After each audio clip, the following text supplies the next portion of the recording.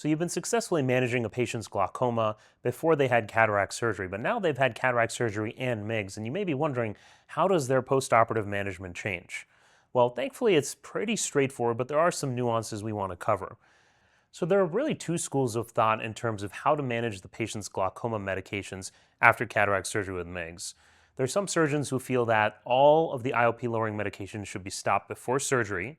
The patient has cataract surgery with MIGS, and then you wait to see how the IOP levels out, and if it rises, then you start them on the IOP drop sequentially until the pressure is under control. There's certainly maybe some merits to that, but I think, Neda, you and I are on the same page in terms of how we manage our glaucoma patients.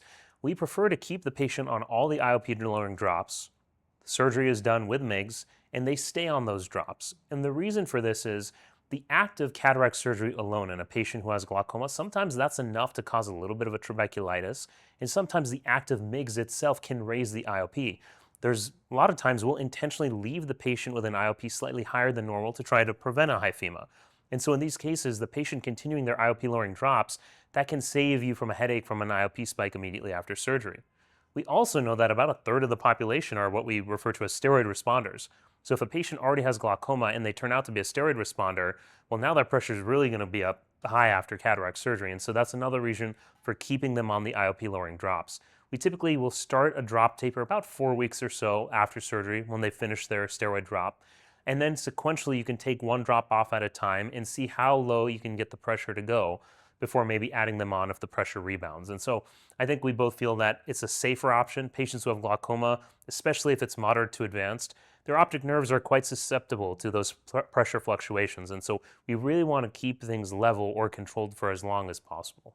We've talked about this to patients ahead of time. When we are counseling them for surgery, for the cataract surgery together with MIGS, we go over the fact that the MIGS, yes, will be a wonderful additive option to help control their glaucoma, help control the fluctuations in their pressure, the diurnal fluctuations, which we know is what really often leads to the progressive glaucomatous optic neuropathy, but also potentially get them off of drops. But we do plant the seed that it doesn't guarantee that they will be off of drops, especially if the patient has more advanced glaucoma or if they are on more than one drop. Often what we tell patients is that hopefully you'll be able to get off of at least one drop, possibly two, but there's no guarantee that it's going to be all drops, drop-free. I think it's important for patients to know that the MIGS procedure is a nice complement to however way you've been managing their glaucoma, and really for you to also not necessarily have the goal in mind of getting the patient off of all drops.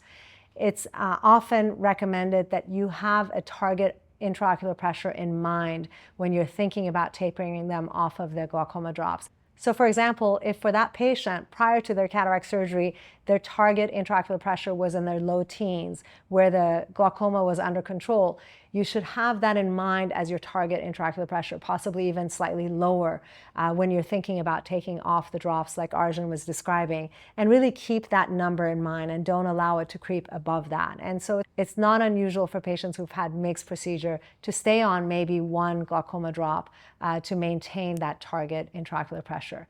No question that MIGS is a wonderful option for patients with glaucoma.